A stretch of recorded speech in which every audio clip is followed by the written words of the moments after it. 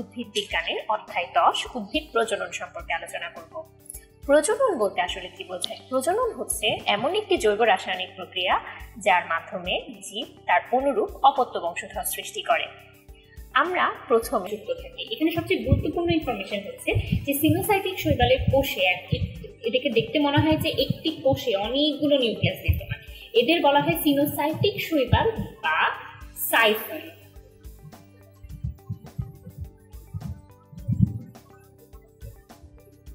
আমরা উদাহরণটা মনে রাখবো, বকচেরিয়া এবং বকচেরিয়া। এরপর জেনারেলি ম্যাক্সিমাম শৈবালই এক কোষে হয়ে থাকে। বহুকোষী শৈবাল এককোষী শৈবালের সংখ্যার তুলনায় অনেক কম হয়। এই জন্য কম যেসব জিনিস দেখা যায় কি একটি থাকে দুইটি থাকে, সেসব জায়গাতে কোশ্চেন একটু বেশি হয়। তাই আমরা বহুকোষী শৈবালের নামটি মনে রাখবো, রডোফাইটা। এরপর আমরা খুব ইন্টারেস্টিং একটা টপিক নিয়ে পড়বো, যেটা হচ্ছে বায়োলুমিনেন্স। বায়োলুমিনেন্স তৈরি করে হচ্ছে পাইরোফাইটা, যার আরেকটি নাম হচ্ছে অগ্নি শৈবাল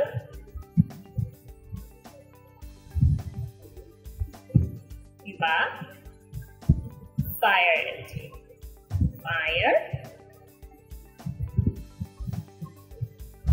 অ্যালজি। এখন দেখা যায় কি যে কিছু কিছু গ্রীষ্মমণ্ডলীয় অঞ্চলে সাগরের পানিকে যদি আমরা একটু নাড়াচাড়া করি তখন সেখানে আগুনের মতো জ্বলে, এরকম মনে হয়। আসলে এটা হয় হচ্ছে পাইরোফাইটা শৈবালের জন্য। এই জন্য এদেরকে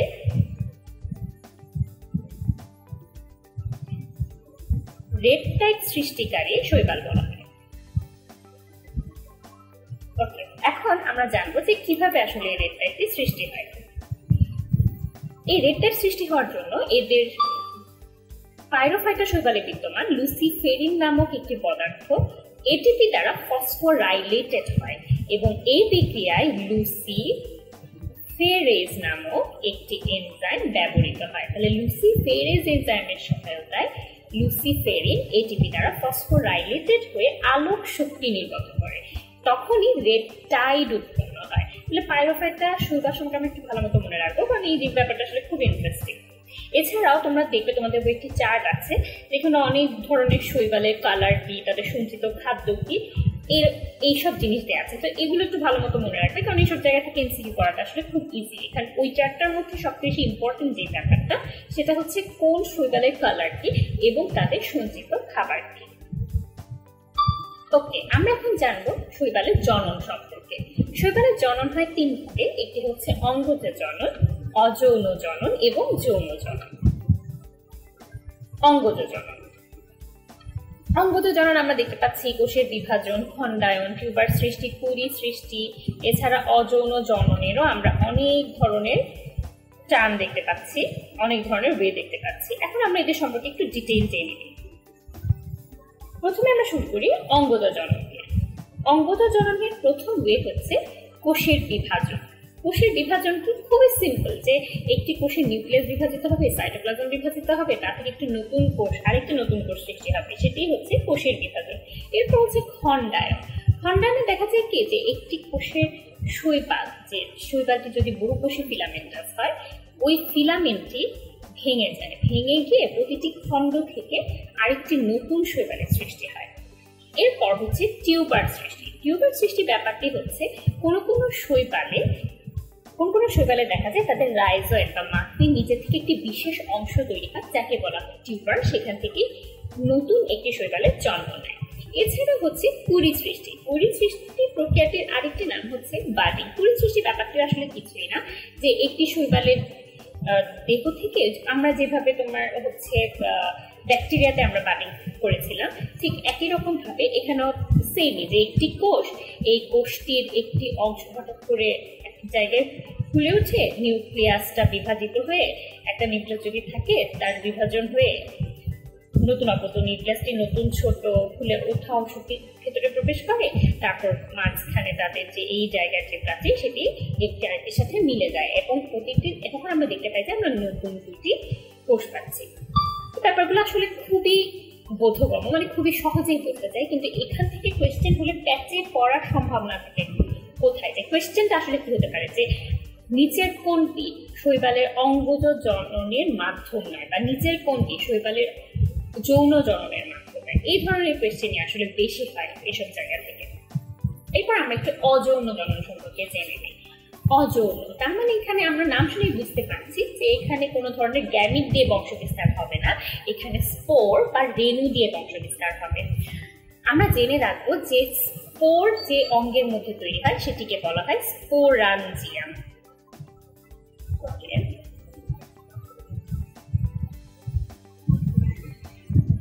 স্পোরাঞ্জিয়াম।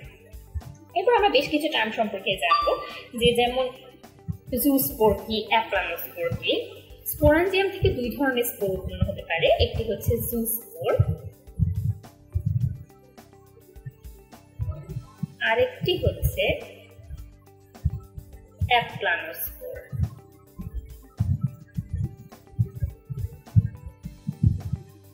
ওকে, জুস্পোর হচ্ছে যেসব স্পোর চলন ক্ষমতা রাখে, তার মানে এসব স্পোর যেহেতু চলন ক্ষমতা থাকবে তার মানে এসব স্পোর অবশ্যই ফ্লাজেলা বিশিষ্ট হবে।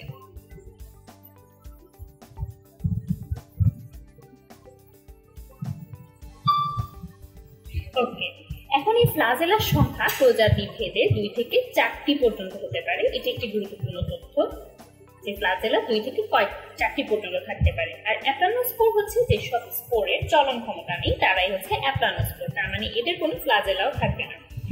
এরপর আমরা জানবো আরেকটি টার্ম নিয়ে, সেটি হচ্ছে হিপনোস্পোর।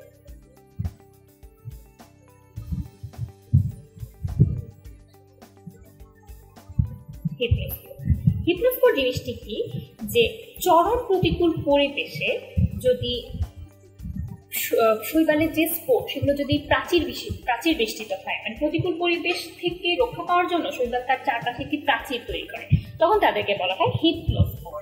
এরপর হচ্ছে আমরা জানবো যে অটোস্পোর ব্যাপারটা আসলে কি। অটোস্পোর, যদি কোনো স্পোর হুবহু তার মাতৃ স্পোরের অনুরূপ হয় তারা হচ্ছে অটোস্পোর। এরপর আছে একাইনিটি।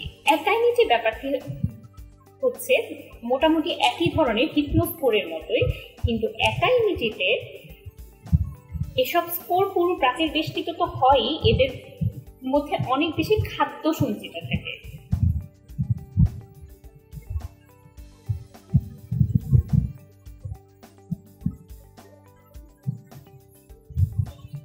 তাহলে আমরা মোটামুটি এখানে অযৌন জনন সম্পর্কে জেনে নিলাম।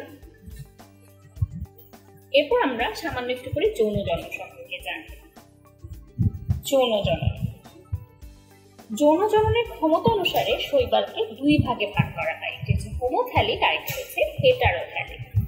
হোমোথ্যালিক, এই থ্যালিক শব্দটা এসেছে তার দেহ থেকে, এবং হোমো মানে হচ্ছে একই, তার মানে হোমোথ্যালিক হচ্ছে ওইসব শৈবাল যেসব শৈবালে পুং জননাঙ্গ মানে স্ত্রী জনন কোষ এবং পুরুষ জনন কোষ একই দেহে তৈরি হয়, তারা হচ্ছে হোমোথ্যালিক। এবং হেটারোথ্যালিক কারা, যদি পুং গ্যামিট আর স্ত্রী গ্যামিট যদি দুটি ডিফারেন্ট দেহে তৈরি হয় তখন তাদেরকে বলা হয় হেটারোথ্যালিক শৈবাল।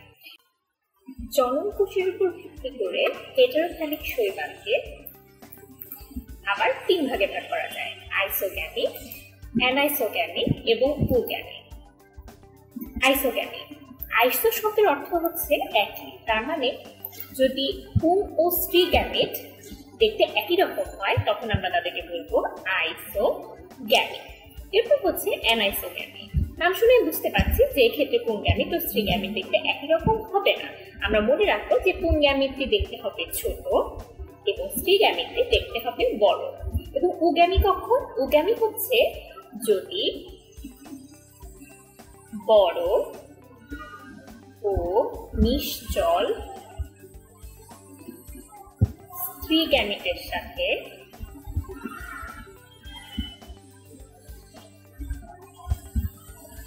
ছোট ও সচল পুং গ্যামিটের মিলন ঘটে, তখন আমরা তাদেরকে বলবো উগ্যামিক। এখন আমরা ইউলোথ্রিক্স সম্পর্কে জেনে নিই। ইউলোথ্রিক্স, আমরা মনে রাখবো ইউলোথ্রিক্স সাধারণত মিঠা পানিতেই পাওয়া যায়। ইউলোথ্রিক্সের গঠনটা কিন্তু খুব মজার, ছবি থেকে আমরা এটা মনে রাখতে পারি।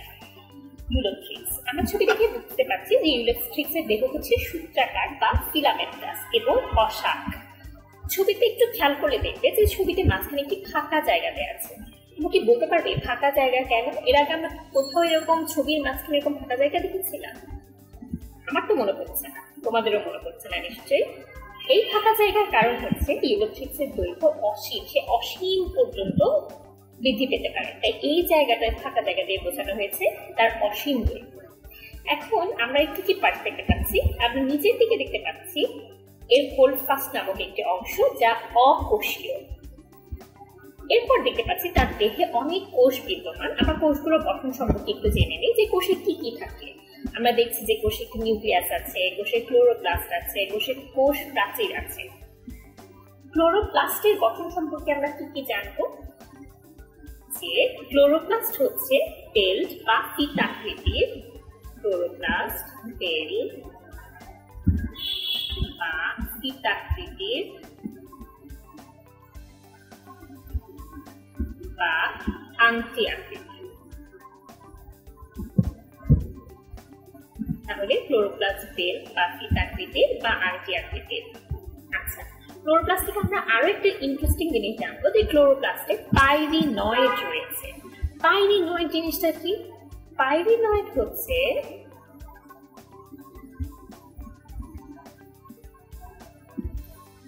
প্রোটিন জাতীয় পদার্থের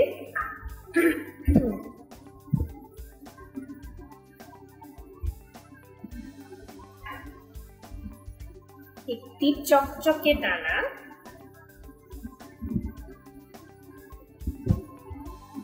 প্রোটিন জাতীয় পদার্থের চকচকে দানা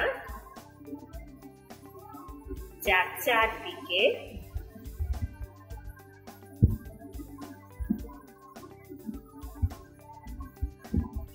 স্টার্চ থাকে।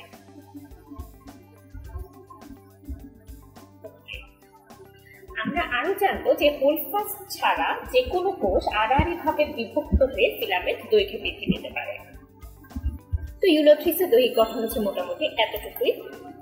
এরপর আমরা জানবো ইউলোথ্রিক্সের জনন সম্পর্কে। জনন হচ্ছে অঙ্গজ জনন, অযৌন এবং যৌন জনন। অঙ্গজ জননের প্রক্রিয়া হচ্ছে খণ্ডায়ন। ফিলামেন্টটি খণ্ডে খণ্ডে বিভক্ত হয়ে প্রত্যেকটি খণ্ড থেকে নতুন ইউলোথ্রিক্স সৃষ্টি করতে পারে। অযৌন জনন, অযৌন জনন তার মানে যে অবশ্যই স্পোরের মাধ্যমে হবে। জেনারেলি এটি জুস্পোরের মাধ্যমে বংশবিস্তার করে, তবে কখনো কখনো অ্যাপ্লানোস্পোরের মাধ্যমেও বংশবিস্তার হতে পারে। আমরা মনে রাখবো যে হোল্ডফাস্ট ছাড়া অন্য যে কোনো কোষ থেকে ইউলোথ্রিক্স বংশবিস্তার করতে পারে। হোল্ডফাস্ট ছাড়া অন্য যে কোনো কোষ থেকে জুস্পোর সৃষ্টি হতে পারে। প্রজাতির উপর নির্ভর করে ইম্পর্টেন্ট ইনফরমেশন যেটা, সেটা হচ্ছে প্রজাতির উপর নির্ভর করে জুস্পোরাঞ্জিয়াম থেকে 1 থেকে 32টি পর্যন্ত জুস্পোর সৃষ্টি হতে পারে।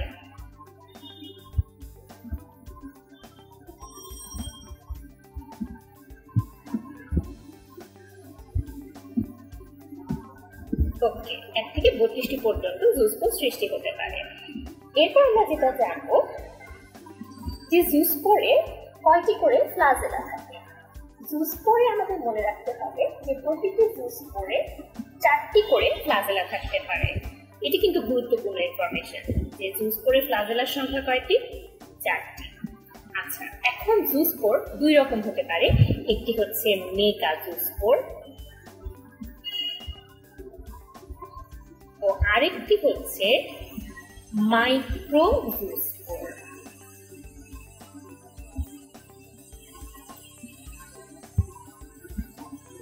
ওকে, তাহলে মেগা জুস্পোর ও মাইক্রো জুস্পোর। মেগা জুস্পোর আমরা দেখতে পাচ্ছি যে মেগা জুস্পোর তার মানে অবশ্যই জুস্পোরটা একটু বড় হবে, তাহলে এদের সংখ্যা অবশ্যই কম হবে। মেগা জুস্পোর তৈরি হয় 1 থেকে 4টি, মানে জুস্পোরাঞ্জিয়াম থেকে মেগা জুস্পোর তৈরি হতে পারে 1 থেকে 4টি এবং মাইক্রো জুস্পোর তৈরি হতে পারে 8 থেকে 32টি। আমরা মনে রাখবো যে এই জুস্পোরগুলোর আকৃতি কেমন। জুস্পোরগুলোর আকৃতি হচ্ছে নাশপাতি আকৃতির। ওকে, এখন জুস্পোরাঞ্জিয়াম থেকে যখন জুস্পোরগুলো বের হয়ে আসে পানিতে, তখন এরা প্রায় সাঁতার কাটতে পারে 2 থেকে 6 দিন। এই 2 থেকে 6 দিন সাঁতার কাটার পর তারা কোনো একটি পানির তলদেশে কোনো একটি বস্তুর সাথে আবদ্ধ হয় এবং বিভিন্ন প্রক্রিয়ার মাধ্যমে ওই জুস্পোর থেকে একসময় নতুন ইউলোথ্রিক্স সৃষ্টি হয়। কিন্তু আমরা আরেকটা জিনিস মনে রাখবো, সেটা হচ্ছে প্রতিকূল পরিবেশে কি নতুন ইউলোথ্রিক্স সৃষ্টি হতে পারবে না? প্রতিকূল পরিবেশে তো নতুন ইউলোথ্রিক্স সৃষ্টি হতে পারবে না। সেজন্য প্রতিকূল পরিবেশে এই জুস্পোরগুলো তাদের চারদিকে একটি আবরণ তৈরি করে নেয় এবং এদের মধ্যে কিছু খাদ্য সঞ্চিত থাকে। এদেরকে তখন বলা হয় হিপনোস্পোর। প্রতিকূল পরিবেশে কি তৈরি করবে? প্রতিকূল পরিবেশে তৈরি হবে হিপনোস্পোর। আবার যখন প্রতিকূল পরিবেশ থেকে অনুকূল পরিবেশ ফিরে আসবে, অনুকূল পরিবেশে কি তৈরি হবে? অনুকূল পরিবেশে তারা নতুন ইউলোথ্রিক্স সৃষ্টি করবে 2টি প্রক্রিয়ার মাধ্যমে। একটি হচ্ছে অঙ্কুরায়ন ও আরেকটি হচ্ছে বিভাজন। অঙ্কুরায়ন ও বিভাজনের মাধ্যমে তারা নতুন ইউলোথ্রিক্স সৃষ্টি করবে। তো এতটুকু মোটামুটি আমাদের অযৌন জনন জ্ঞান। এরপর হচ্ছে আমাদের যৌন জনন। যৌন জনন থেকে আমরা কি কি জানবো? যৌন জনন থেকে আমরা যেটা জানবো যে ইউলোথ্রিক্স হচ্ছে হেটারোথ্যালিক উদ্ভিদ। ইউলোথ্রিক যদি হেটারোথ্যালিক হয় তার মানে কি? তার মানে হচ্ছে এদের পুং ও স্ত্রী জননাঙ্গ দুটি ভিন্ন দেহে তৈরি হয়। এরা হেটারোথ্যালিক উদ্ভিদ, বাট এদের গ্যামেট হচ্ছে আইসোগ্যামাস। আইসোগ্যামাস মানে কি? তার মানে তাদের পুং গ্যামেট ও স্ত্রী গ্যামেট দেখতে একই রকম। আমরা মনে রাখবো যে হোল্ডফাস্ট ছাড়া দেহের অন্য যে কোনো কোষের প্রোটোপ্লাস্ট বিভাজনের মাধ্যমে 8 থেকে 64টি অপত্য মানে বাচ্চা প্রোটোপ্লাস্ট সৃষ্টি করে। এসব বাচ্চা প্রোটোপ্লাস্ট বা অপত্য প্রোটোপ্লাস্ট থেকে এক সময় এরা বাইফ্লাজিলেট, এটি কিন্তু গুরুত্বপূর্ণ যে এদের গ্যামিটে কয়টা ফ্লাজেলা থাকে, ডাইফ্লাজিলেট গ্যামিটে পরিণত হয়। ওকে, তাহলে বাইফ্লাজিলেট গ্যামিটে যখন ফিউশন হবে মানে মিলন হবে, দ্যাট মিনস নিষেক হবে, তখন যে জাইগোট তৈরি হবে আমরা স্বাভাবিকভাবেই সেটা চিন্তা করতে পারি যে এই বাইফ্লাজিলেট গ্যামেট থেকে যে জাইগোট হবে সেটা 4টা ফ্লাজেলা যুক্ত হবে। তাহলে 4 ফ্লাজেলা যুক্ত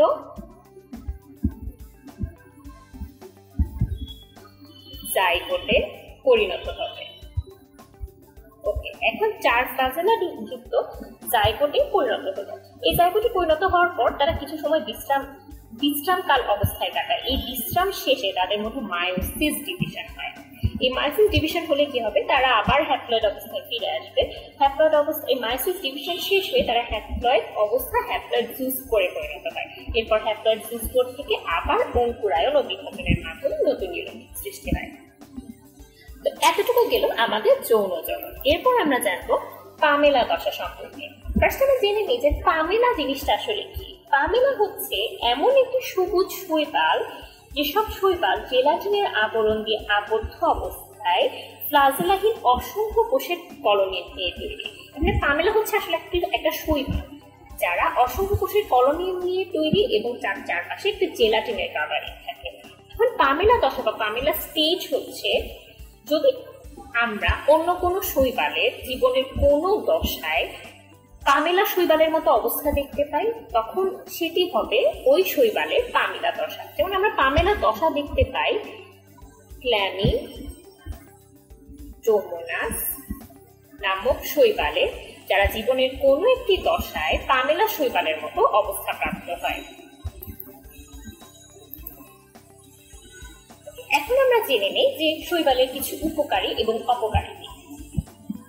উপকারী দিক থেকে যেসব ইম্পর্টেন্ট আমরা মনে রাখবো যে শৈবাল থেকে সালোক সংশ্লেষণের ফলে প্রায় 20% অক্সিজেন যুক্ত হয়।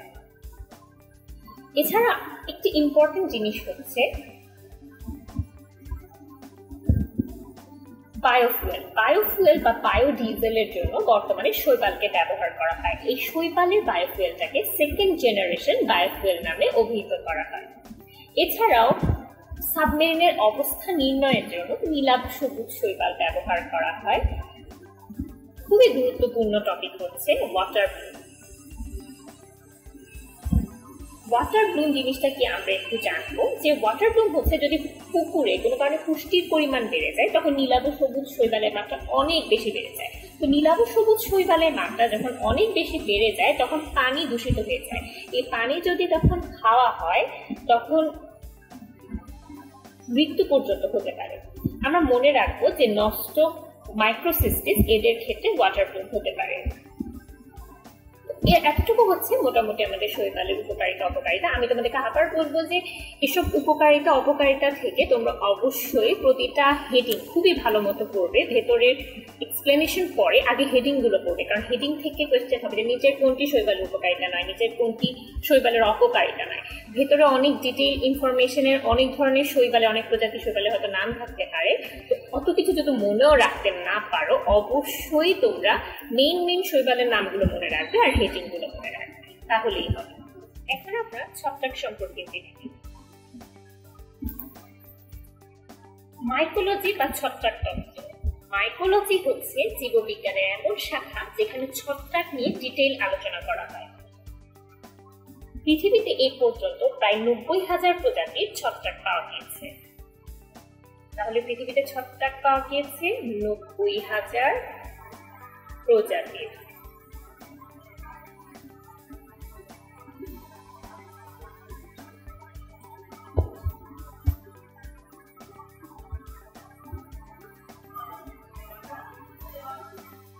ওকে, এরপর আমরা ছত্রাকের বৈশিষ্ট্য একটু আলোচনা করে নিই।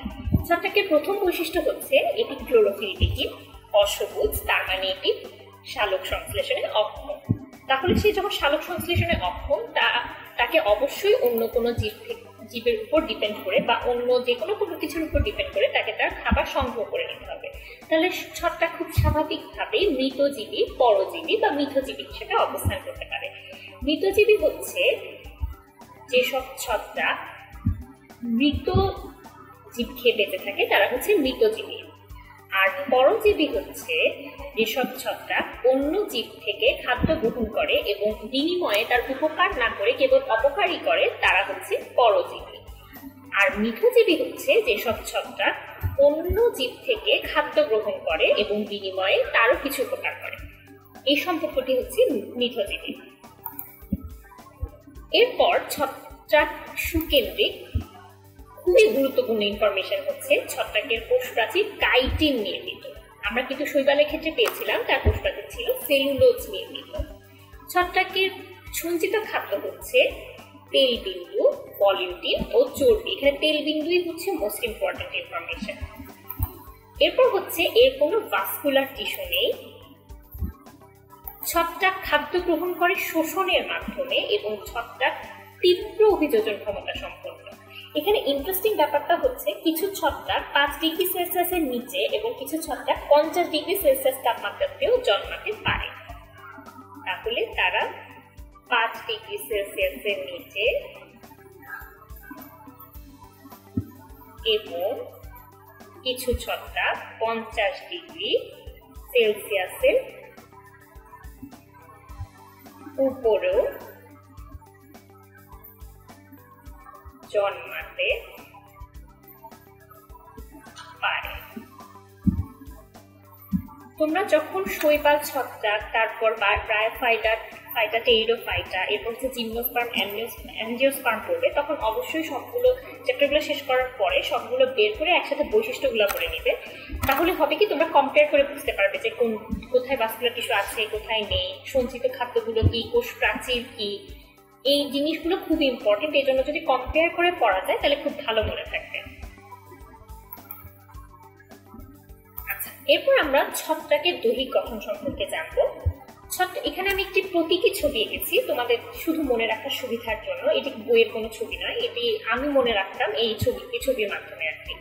আচ্ছা, এখন ছত্রাকের দৈহিক গঠন সম্পর্কে যদি আমরা একটু জানতে চাই, যে আমরা জানবো যে অধিকাংশ ছত্রাকই হচ্ছে বহুকোষী এবং তাদের সূত্রাকার দেহ বিদ্যমান। তা আমি ছবিতে একটু বড় করে সূত্রাকার অনেক অংশ আঁকার চেষ্টা করেছি।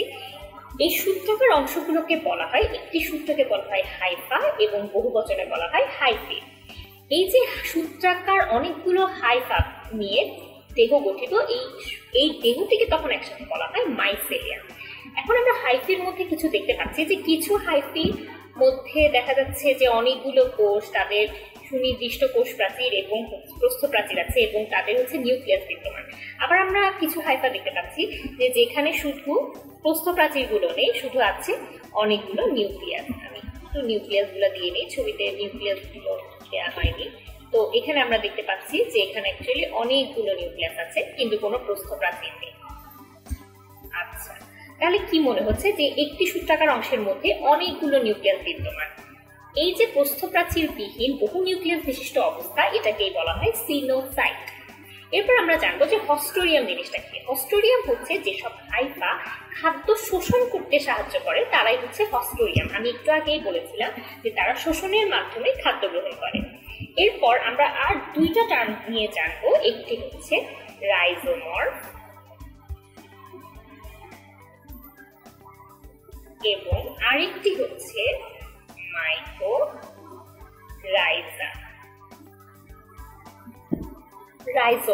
রাইজোমর্ফ হচ্ছে যদি দড়ির মতো হাইফাল অংশগুলো দড়ির মতো শক্ত হয়, মানে হাইফির অংশগুলো যদি দড়ির মতো শক্ত গঠন সৃষ্টি করে তখন এদেরকে আমরা বলবো হচ্ছে রাইজোমর্ফ।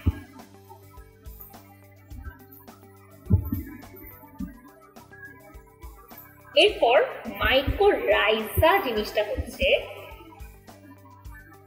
উদ্ভিদের মূল বা মূলরোমের চারদিকে অথবা মূলরোমের ভেতরে ছত্রাক জালের মতো বিস্তার করে থাকতে পারে, তখন সেসব ছত্রাককে বলা হয় মাইকোরাইজাল ছত্রাক। তার মানে এই মাইকোরাইজাল ছত্রাকের সাথে আমরা একটা ওয়ার্ডই মনে রাখবো যে এরা মূলরোমের ভেতরে অথবা মূলরোমের বাইরে জালের মতো বিস্তার করে থাকে। আচ্ছা, এই যে মাইকোরাইজাল ছত্রাক যারা, আমরা জেনেছিলাম যে ছত্রাক মৃতজীবী, পরজীবী বা মিথজীবী সম্পর্ক স্থাপন করতে পারে। এই মাইকোরাইজাল ছত্রাকগুলো উদ্ভিদের সাথে মিথজীবী সম্পর্ক স্থাপন করে। সেটা কিভাবে? এরা উদ্ভিদের জন্য খনিজ লবণ, বিশেষ করে ছত্রাক উদ্ভিদের জন্য খনিজ লবণ, বিশেষ করে ফসফরাস সরবরাহ করে এবং উদ্ভিদের মূল থেকে এর বিনিময়ে সে খাদ্য শোষণ করে। মূল থেকে ছত্রাক খাদ্য শোষণ করে, তাহলে সে ফসফরাস সরবরাহ করলো উদ্ভিদকে এবং খাদ্য শোষণ করলো মূলরোম থেকে। এখন আমরা দেখতে পাচ্ছি যে এরপরে ছত্রাকে ডাইমরফিজম নামক একটা টার্ম আমরা দেখতে পাচ্ছি। তাহলে ডাইমরফিজম জিনিসটা আসলে কি? আমি প্রথমে তোমাদেরকে দুই ধরনের ছত্রাক সম্পর্কে বলবো। যে এক ধরনের ছত্রাকের নাম হচ্ছে ইস্ট এবং আরেক ধরনের ছত্রাকের নাম হচ্ছে মোল্ড। এই ইস্ট আর মোল্ড, ইস্ট হচ্ছে এমন ছত্রাক যেগুলো এককোষী এবং মোল্ড হচ্ছে এমন ছত্রাক যারা বহুকোষী। আমরা এই ছবিতে মোল্ডের মতোই একটা অংশ দেখতে পাচ্ছি।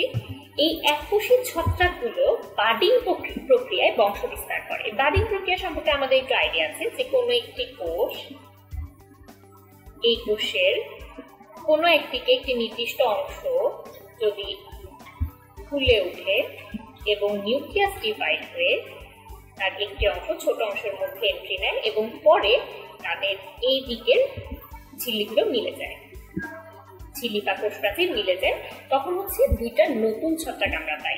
তো এটি হচ্ছে বাডিং প্রক্রিয়া, ইস্টে যেটা আমরা দেখতে পাই।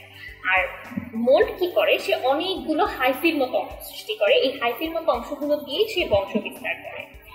এখন ডাইমরফিক ছত্রাক হচ্ছে তারা যারা তাপমাত্রার পরিবর্তনের সাথে তারা ইস্ট হিসেবেও অবস্থান করতে পারে, তারা মোল্ড হিসেবেও অবস্থান করতে পারে।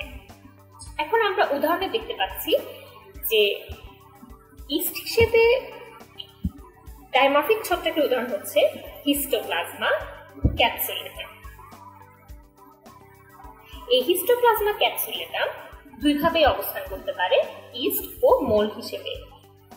হিস্টোপ্লাজমা ক্যাপসুলেটাম 25 ডিগ্রি সেলসিয়াস তাপমাত্রায় মোল্ড হিসেবে থাকে এবং 37 ডিগ্রি সেলসিয়াস তাপমাত্রায় ইস্ট হিসেবে থাকে, তাহলে সে 25 ডিগ্রি সেলসিয়াসে অবস্থান করবে মোল হিসেবে এবং 37 ডিগ্রি সেলসিয়াসে সে আচরণ করবে ইস্টের মতো। তাহলে আমরা হিস্টোপ্লাজমা ক্যাপসুল লিখতাম যে ডাইমরফিক ছত্রাক, সেটা আমরা একটু ভালোভাবে মনে রাখার চেষ্টা করব। এরপর আমরা একটু ছত্রাকের জনন সম্পর্কে জেনে নিই যে ছত্রাক কি কি উপায়ে বংশ বিস্তার করে। এরপর আমরা আর দুইটা টার্ম এর আগে জানবো, একটি হচ্ছে হলোকার্পিক ছত্রাক ও ইউকার্পিক ছত্রাক। হলোকার্পিক ছত্রাক, হলো মানে যদি কোনো ছত্রাকে পৃথক কোনো জননাঙ্গ না থাকে, পুরো ছত্রাকের যে দেহকোষ তাই জনন কাজে অংশগ্রহণ করে, তখন আমরা তাদেরকে বলবো হলোকার্পিক। আর ইউকার্পিক ছত্রাক হচ্ছে ইউ মানে হচ্ছে তার একটি নির্দিষ্ট অংশ জননাঙ্গ হিসেবে কাজ করবে, তখন তাদেরকে আমরা বলবো ইউকার্পিক ছত্রাক। ছত্রাকের জনন হচ্ছে 3 ধরনের: অঙ্গজ জনন, অযৌন এবং যৌন জনন। আমরা একটু অঙ্গজ জনন দেখে নিই। অঙ্গজ জননের মধ্যে আমরা প্রথমে দেখতে পাচ্ছি খণ্ডায়নের মাধ্যমে বংশ বিস্তার করে রিজোপাস এবং পেনিসিলিয়াম। এরপর হচ্ছে দ্বিবিভাজন এবং কুড়ি সৃষ্টি। দ্বিবিভাজন ও কুড়ি সৃষ্টির মাধ্যমে বংশ বিস্তার করে স্যাকারোমাইসিস, যেটা হচ্ছে ইস্ট। তাহলে ইস্ট দ্বিবিভাজন ও কুড়ি সৃষ্টি দুটার মাধ্যমে বংশ বিস্তার করতে পারে। এরপর আমরা একটু অযৌন জনন সম্পর্কে জেনে নেব। অযৌন জনন তার মানে আমরা এখানে বুঝতে পারছি যে এখানে গ্যামেটের মাধ্যমে বংশ বিস্তার হবে না, এখানে বংশ বিস্তার হবে স্পোরের মাধ্যমে।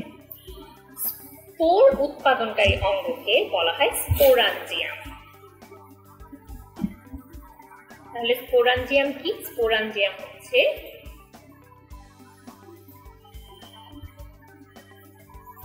স্পোর উৎপাদনকারী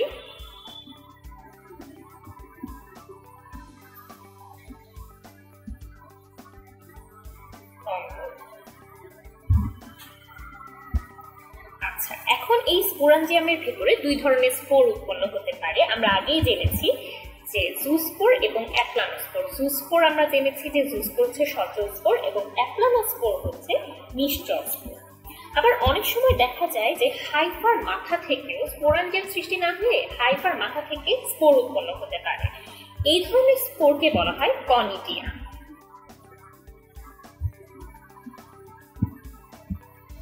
কনিডিয়া হচ্ছে হাইফার মাথায় উৎপন্ন স্পোর। ওকে, তাহলে কনিডিয়া আমরা পেলাম হাইফার মাথায় উৎপন্ন স্পোর। আচ্ছা, এখন এই স্পোর যদি পুরো আবরণ দিয়ে আবৃত থাকে তখন আমরা তাদের বলবো ক্ল্যামাইডোস্পোর।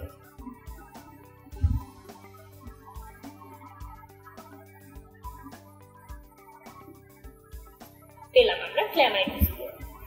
এখন আমরা কনিডিয়া উৎপাদন করে এমন ছত্রাকের নাম জানবো, যেমন কনিডিয়া আমরা পাই অ্যাসপারজিলাসে এবং স্যাপ্রোলিগনিয়াতে জুস্পোরের মাধ্যমে অযৌন জনন হয়। তাহলে এগুলো আমরা একটু জেনে রাখবো যে অ্যাগারিকাসের ক্ষেত্রে কনিডিয়া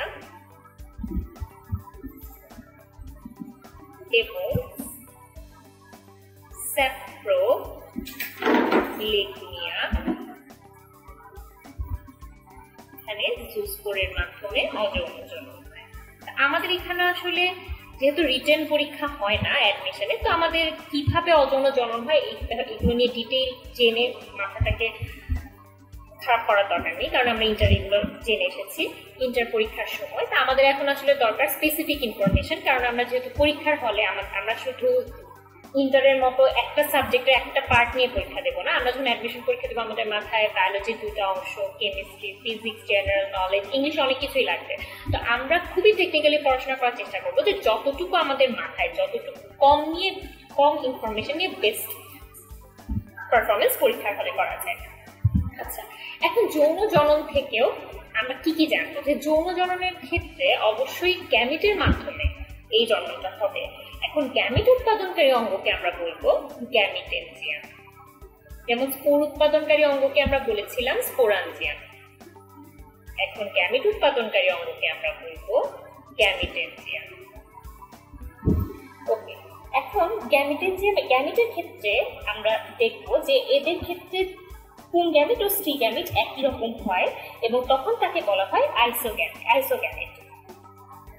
গ্যামিটেনজিয়ামের ক্ষেত্রে আমরা দুইটা টার্ম জানবো, একটা হচ্ছে অ্যান্থেরিডিয়াম এবং হচ্ছে উগোনিয়াম। অ্যান্থেরিডিয়াম এবং উগোনিয়াম এই দুটি টার্ম কখন আমাদের লাগবে, যখন হচ্ছে পুং এবং স্ত্রী গ্যামিটকে যদি আমরা আলাদা করতে পারি। আমরা একটু আগে দেখলাম যে পুং ও স্ত্রী গ্যামিট যদি দেখতে একই রকম হয় তখন তাদেরকে আইসোগ্যামিট বলা হয়, আর যদি পুং এবং স্ত্রী গ্যামিট দেখতে একই রকম না হয় তখন তাদেরকে অ্যানাইসোগ্যামিট বলা হয়। এই অ্যানাইসোগ্যামিটের ক্ষেত্রে পুং গ্যামিটেনজিয়ামকে আমরা বলবো অ্যান্থেরিডিয়াম, তাহলে পুং গ্যামিটেনজিয়ামকে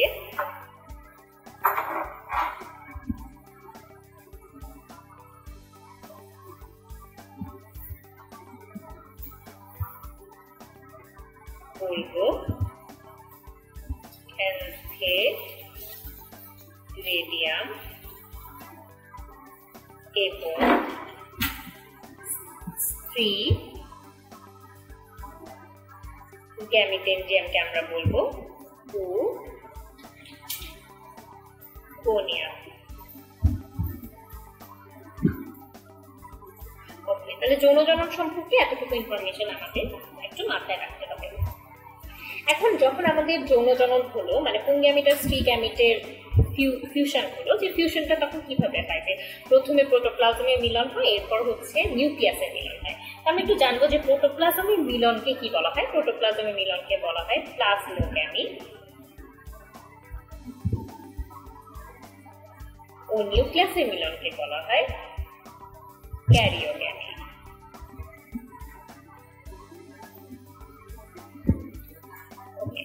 তাহলে এতটুকু আমরা জানলাম। আমরা এখন ছত্রাকের কিছু জেনারেল উপকারিতা সম্পর্কে একটু জেনে নিই। উপকারিতা, ইস্ট নামক ছত্রাকের কথা আমরা আগে থেকে সবাই জানি যে ইস্ট নামক ছত্রাক কোথায় কোথায় ব্যবহৃত হয়, যে ইস্ট ছত্রাক মদ্য শিল্পে, রুটি শিল্পে, আমিষের উৎস হিসেবে অনেক কাজেই ব্যবহৃত হয়। এরপর আমরা মোস্ট ইম্পর্টেন্ট একটা ইনফরমেশন জানবো, যেটা হচ্ছে পেনিসিলিয়াম। সর্বপ্রথম আবিষ্কৃত অ্যান্টিবায়োটিক হচ্ছে পেনিসিলিয়াম। এছাড়াও আমরা ছত্রাক হিসেবে মাশরুম আমরা খাওয়ার জন্য ব্যবহার করে থাকি, যা ভিটামিনের খুবই গুরুত্বপূর্ণ উৎস।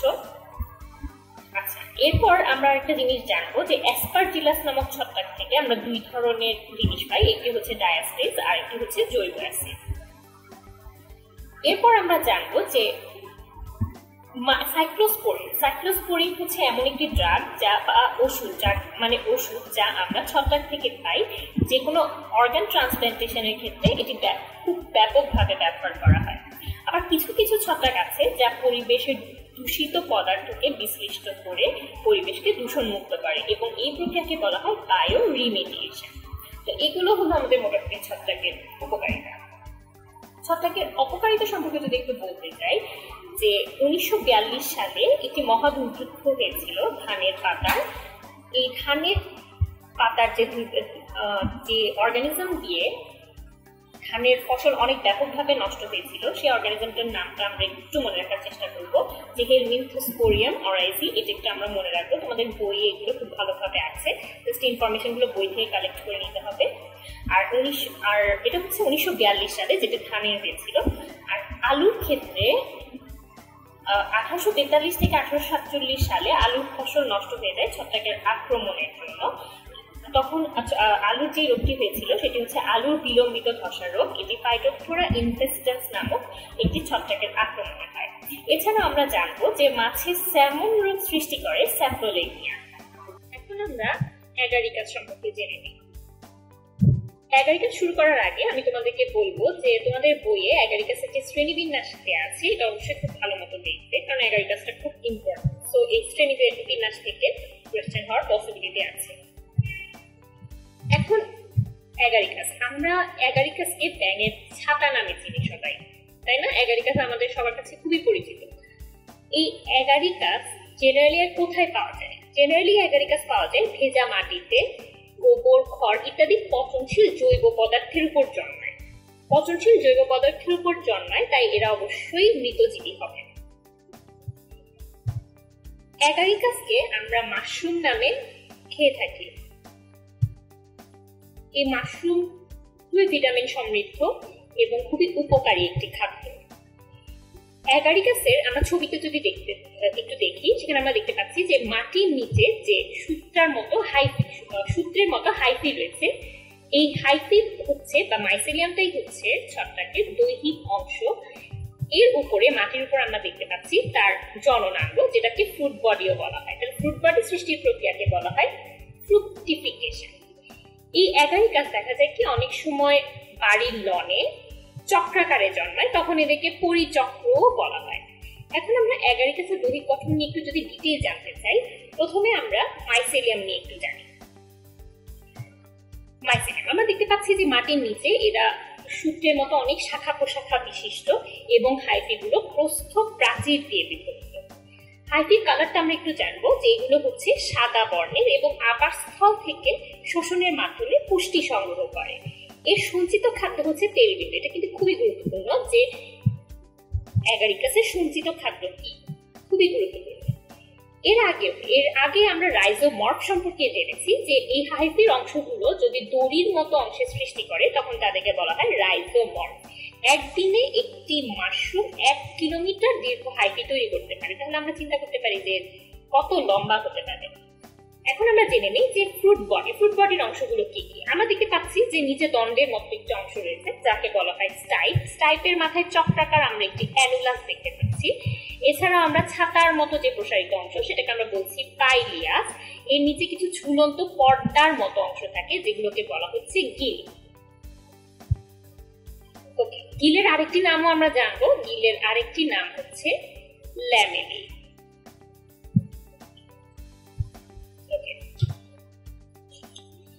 এখন এই ল্যামেলিগুলোর মাথায় আসলে কি থাকে, ল্যামেলিগুলোর কাজ কি? ল্যামেলিগুলোর মাথায় থেকে অসংখ্য ব্যাসিডিয়াম। এই ব্যাসিডিয়ামগুলোর মাথায় 4টি করে ব্যাসিডিও স্পোর থাকে। এই ব্যাসিডিও স্পোরের মাধ্যমে সে বংশ বিস্তার করতে পারে। আমরা এখন একটু গিলের অন্তর্গঠনটা একটু জেনে নেই যে গিলের কি কি অংশ বিদ্যমান। গিলের 3টি অংশ, একটি হচ্ছে ট্রমা, সাবহাইমেনিয়াম এবং হাইমেনিয়াম।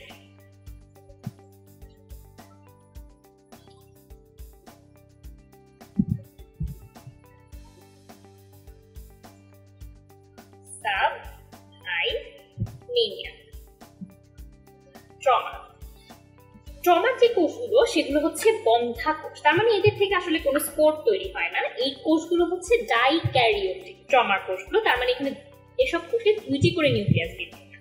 ট্রমার দুই পাশের যে অংশের কোষ সেই অংশটাকে বলা হয় সাবহাইমেনিয়াম। এই সাবহাইমেনিয়াম অংশ থেকেই ব্যাসিডিয়াম উৎপন্ন হয়ে থাকে। এদের এসব কোষে 2 থেকে 3টি করে নিউক্লিয়াস বিদ্যমান। সাবহাইমেনিয়ামের পরের যে কোষগুলো সেগুলোকে বলা হয় হাইমেনিয়াম। এগুলো সাবহাইমেনিয়াম থেকে উৎপন্ন হয়। আমরা জেনে রাখবো যে অ্যাগারিকাস প্রধানত যৌন প্রক্রিয়ায় বংশ বিস্তার করে। যৌন স্পোর উৎপাদনকারী অঙ্গের নাম হচ্ছে ব্যাসিডিয়াম এবং স্পোরের নাম হচ্ছে ব্যাসিডিয়াস। এরপর হচ্ছে আমরা ছত্রাকের অর্থনৈতিক গুরুত্ব সম্পর্কে কিছু জিনিস জানবো। আমি আগেই বলেছিলাম যে অর্থনৈতিক গুরুত্ব বা উপকারিতা অপকারিতা এসব ক্ষেত্রে আমরা হেডিংটা খুব ভালোভাবে মনে রাখবো। হেডিং থেকে কোয়েশ্চেন অনেক বেশি হয়। হেডিং মনে রাখার পর আমরা ভেতরের কিছু ডিটেইল থেকে কিছু জিনিস জানবো। যেমন বাংলাদেশের খাদ্য হিসেবে কোন কোন মাশরুম ব্যবহার করা হয়। যে বাংলাদেশের খাদ্য হিসেবে আমরা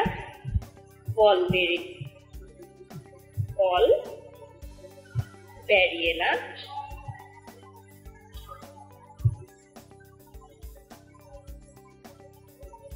ও পিউরোটাস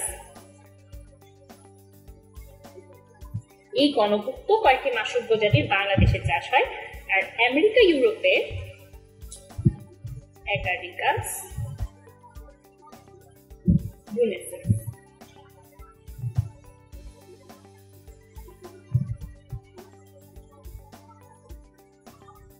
এসব প্রজাতির চাষ হয়। এছাড়াও আমরা জানবো যে মাশরুমের অনেক ভিটামিন, খনিজ লবণ, শর্করা, প্রোটিন এসব রয়েছে। খনিজ লবণের মধ্যে কারা কারা আছে? খনিজ লবণের মধ্যে হচ্ছে ক্যালসিয়াম, পটাশিয়াম, ফসফরাস, আয়রন ও কপার। এগুলো আমরা একটু জানবো, এগুলো এমসিকিউতে আসতে পারে। এছাড়া আমরা জানবো যে কোলেস্টেটিন কমানোর জন্য এতে কিছু উপাদান বিদ্যমান, যেমন হচ্ছে কোলেস্টেরল কমায় এমন কিছু উপাদান হচ্ছে লোবাস্ট্যাটিন,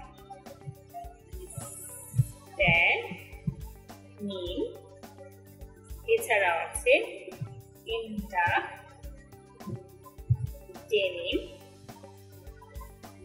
এছাড়াও আছে ইরিটাটেনিন।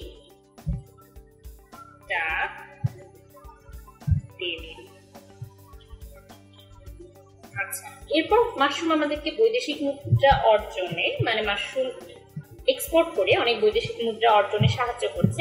মাশরুমে বেশ কিছু এনজাইম রয়েছে যা হজমে সহায়তা করে। এখন আমরা মাশরুমের উপকারিতা তো জানলাম, মাশরুমের অপকারিতাটা একটু জেনে নিই। যে মাশরুমের মেইন অপকারিতা হচ্ছে এদের কিছু কিছু প্রজাতি বেশ বিষাক্ত হয়, যেগুলো খেলে প্রাণীর মৃত্যু পর্যন্ত হতে পারে, যেমন হচ্ছে এগারিকাস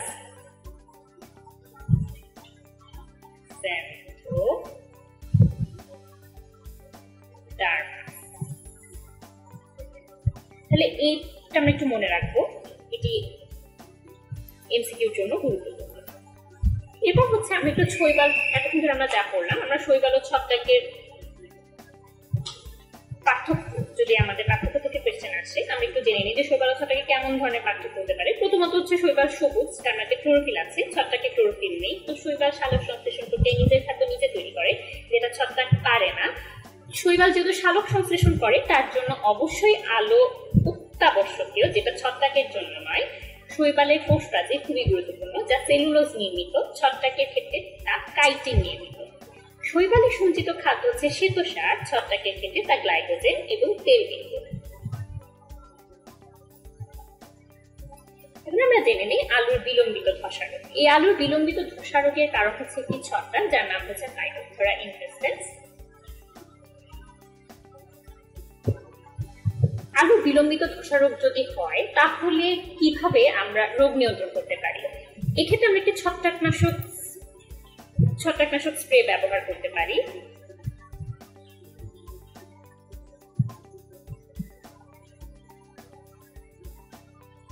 এটিকে বলা হয় বোরডো মিশ্রণ।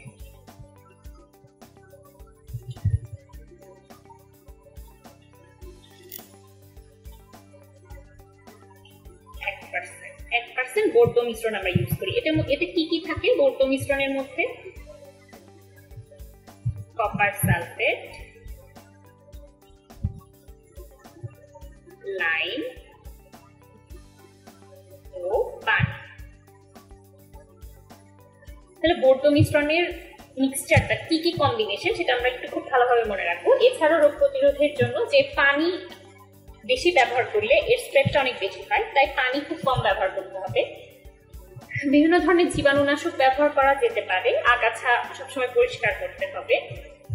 এছাড়াও পাতা থেকে যেন আলুতে এই রোগ ছড়িয়ে না যায়, সংক্রমণ না হয়, সেজন্য আলু সংগ্রহের পূর্বে একটি জিনিস ইউজ করতে হবে, যেমন হচ্ছে সাইনক বা অ্যামোনিয়াম থায়োসায়ানিড ওষুধ।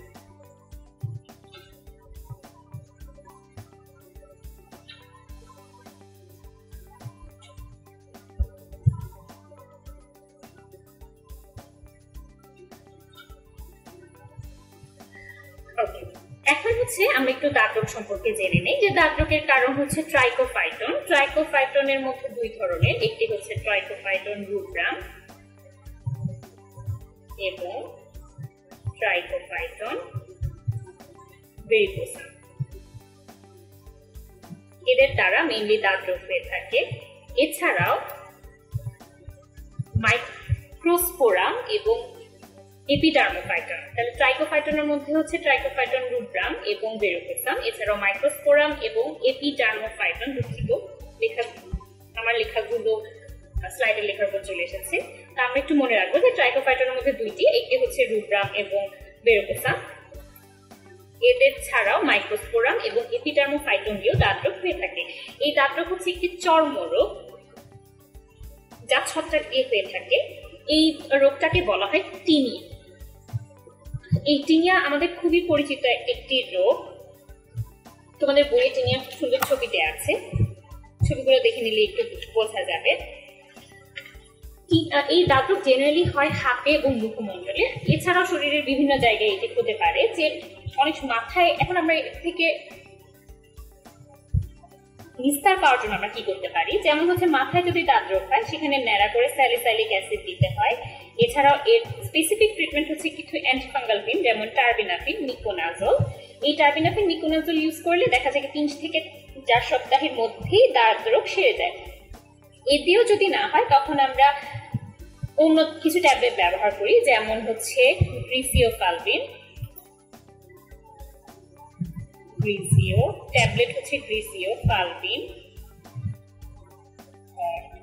অথবা আমরা এই ট্যাবলেট ইউজ করতে পারি, অথবা আমরা ইট্রাকোনাজল ইউজ করতে পারি ট্যাবলেট। এগুলো ছিল ক্রিম আর এগুলো হচ্ছে ট্যাবলেট। এছাড়া হচ্ছে প্রাকৃতিক মানে হার্বাল ট্রিটমেন্ট হচ্ছে দাঁত মর্দন গাছের পাতার রস। দাঁত মর্দনের সাইন্টিফিক নেমটা আমরা একটু জানবো, যে ক্যাসিয়েলাটা, এদের পাতার রস ইউজ করেও আমরা দাঁত রোগের চিকিৎসা করতে পারি। ওকে, এখন আমরা লাইকেন সম্পর্কে জানবো, যে লাইকেন জিনিসটা আসলে কি। লাইকেন হচ্ছে শৈবাল ছত্রাক যদি মিলিতভাবে সম্পূর্ণ পৃথক ধরনের একটি উদ্ভিদ তৈরি করে, সেটি হচ্ছে লাইকেন।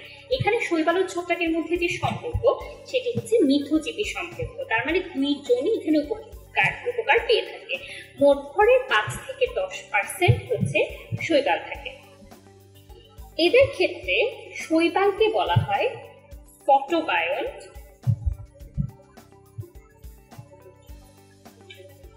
যেটা আলো নিয়ে কাজ করে, ফটোবায়ন্ট। এবং ছত্রাককে আমরা বলবো মাইক্রোবায়ন্ট।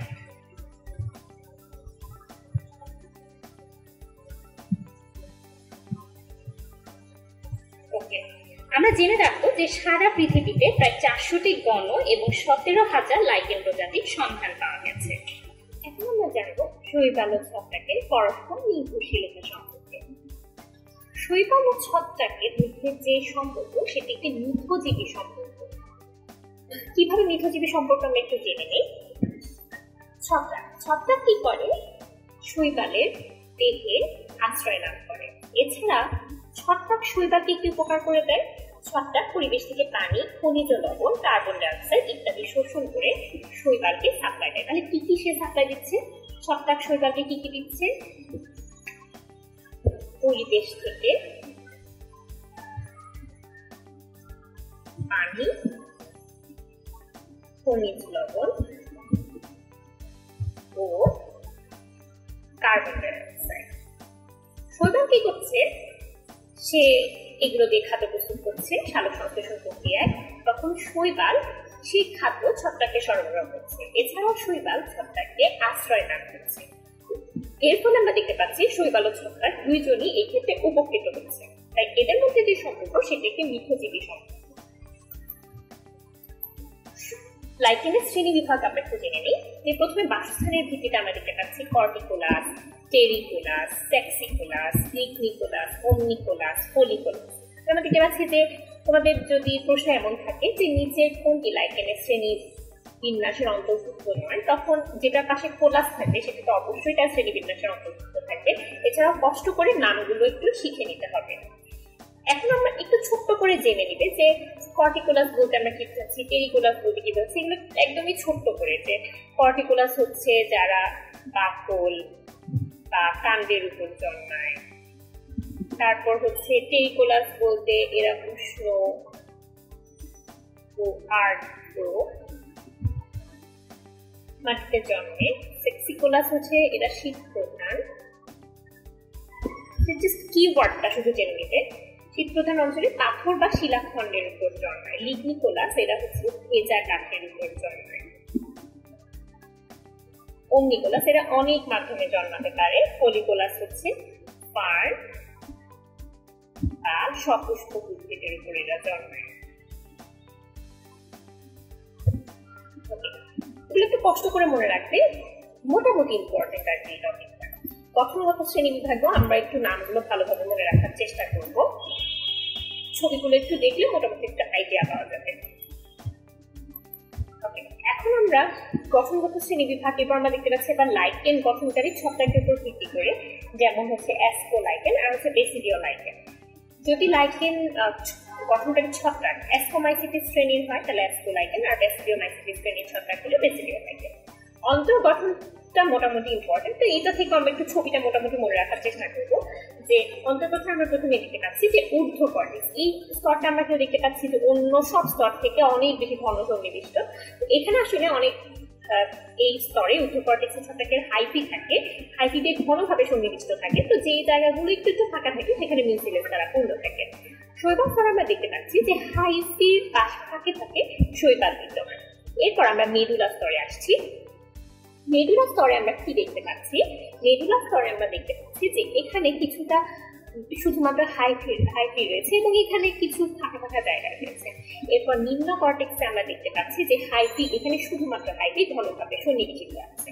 এই হাইফির পরে আমরা দেখতে পাচ্ছি রাইজাইন, যা রাইজয়েডের মতোই। এই রাইজয়েডের কাজ আমরা আগে থেকেই জানি যে মাটির সাথে এরা আটকে রাখে শৈবাল লাইকেনকে। এছাড়াও পানি ও খাদ্যরস লাইকেনে সরবরাহ করতে সাহায্য করে।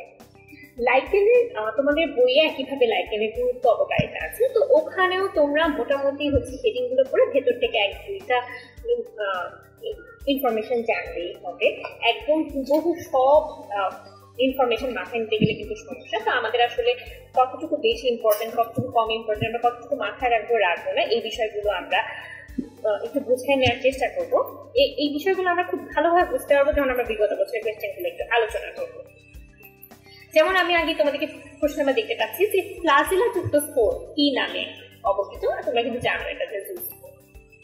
এরপর কি আছে? ছত্রাকের কোষ প্রাচীরের মুখ্য উপাদান কি, তোমরা কিন্তু জানো কাইট। আচ্ছা, নিচের কোনটি চিনিকে অ্যালকোহলে পরিণত করে? স্যাকারোমাইসিস।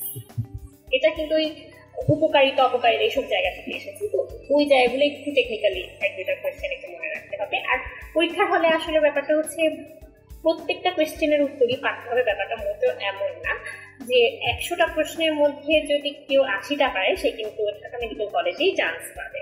তো তোমাদেরকে টার্গেট রাখতে হবে যে আমি দুই ধরনের স্টুডেন্ট, এক ধরনের স্টুডেন্ট হচ্ছে না আমাকে ঢাকা মেডিকেলেই চান্স পেতে হবে, আরেক ধরনের স্টুডেন্ট হচ্ছে না আমি চান্স পেলেই হবে। এই জন্য টেকনিক্যালি পড়তে হবে যে সব ইনফরমেশন আমি মাথায় রাখবো না, ইভেন যে ফার্স্ট হয় সেও কিন্তু সব পারে না, সব ইনফরমেশন সেও মাথায় রাখে না। তো টেকনিক্যালি আমরা যদি পড়ি আমরা চাইবো ম্যাক্সিমাম ইনফরমেশন মাথায় রাখতে। ওকে, এই দেখো নিচের কোনটি অগ্নি শৈবাল হিসেবে পরিচিত, তোমরা কিন্তু আগে থেকেই জানো বায়োফাইট। তো ব্যাপারগুলো হচ্ছে মোটামুটি এরকমই। তো আমরা দেখতে পাচ্ছি যে আমাদের মোটামুটি ম্যাক্সিমাম পোর্শনই কভার হয়ে গিয়েছে। ওকে, আমরা কি আরো যদি একটা কোয়েশ্চেন দেখি, নিচের কোনটি বাদামি শৈবালের সঞ্চিত খাদ্য নয়? ওই যে আমরা একটা চার্ট করেছিলাম, ওই চার্ট থেকে কিন্তু এই কোয়েশ্চেনটা আমি তোমাদেরকে বলেছিলাম যে তোমাদের বইয়ে একটি সঞ্চিত খাদ্যের চার্ট আছে, তার মানে আমরা দেখতে পাচ্ছি যে ওই চার্ট থেকে কিন্তু আমাদের একটা কোয়েশ্চেন হয়ে গেছে। তাহলে ওই চার্টটা আমরা একটু ভালোভাবে মনে রাখবো। এরপর মাশরুম কোন শ্রেণীর অন্তর্গত? আমরা কিন্তু জানি ব্যাসিডিওমাইসিটিস শ্রেণীর অন্তর্গত মাশরুম। আমি বলেছিলাম যে এই শ্রেণী বিভাগটা কিন্তু তোমাদেরকে একটু ভালো করে পড়তে হবে, ঠিক আছে? তাহলে এই শ্রেণী বিভাগটা একটু ভালো করে পড়ে নিতে হবে। আশা করি তোমরা সবাই ভালোভাবে বুঝতে পেরেছো। চ্যাপ্টারটা ভালো করে একটু পড়ে নিবে। আর যেভাবে বলেছিলাম যে শৈবাল, ছত্রাক, ব্রায়োফাইটা, টেরিডোফাইটা, জিমনোস্পার্ম, অ্যাঞ্জিওস্পার্ম, এই চ্যাপ্টারগুলো যখন তুমি প্রথমবার একবার পড়ার পর সবগুলো চ্যাপ্টার একসাথে একবার পড়ার চেষ্টা করবে, একটু কম্পেয়ার করে করে, তাহলে তুমি বুঝতে পারবে যে কোনটার কোন বৈশিষ্ট্য, তুমি কোন বৈশিষ্ট্য কোনটাতে আছে। তুমি আস্তে আস্তে দেখবে যে অনুন্নত বৈশিষ্ট্য থেকে আস্তে আস্তে আস্তে আস্তে যতই আমি জিমনোস্পার্ম, অ্যাঞ্জিওস্পার্মের দিকে যাব, আস্তে আস্তে বৈশিষ্ট্যগুলো কিন্তু উন্নত হতে থাকবে।